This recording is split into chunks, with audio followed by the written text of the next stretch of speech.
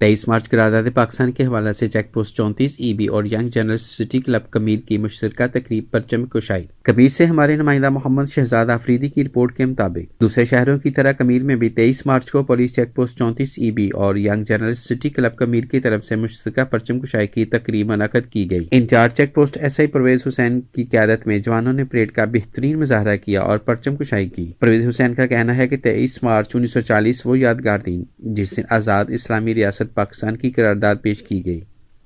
جس کا مقصد مسلمانوں کے لیے ایک آزاد خود مختار ریاست کا قیام تھا جہاں مسلمان آزادی کے ساتھ اپنی زندگی گزار سکیں۔ ینگ جنرل سٹی کلب کے صدر سید حسنین نقوی نے کہا کہ پاکستان ہماری آن بان شان ہے اور اس کی ترقی و خوشحالی کے لیے ہر دم کوشاں ہے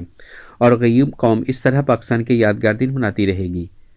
اس موقع پر سب انسپکٹر پرویز حسین، سینئر محرر لہر آصف گجر، شفقت رحمان سیفی و دیگر جوانوں اور ینگ جنرل سٹی کلب کمیر کے صدر سید حسین نقوی،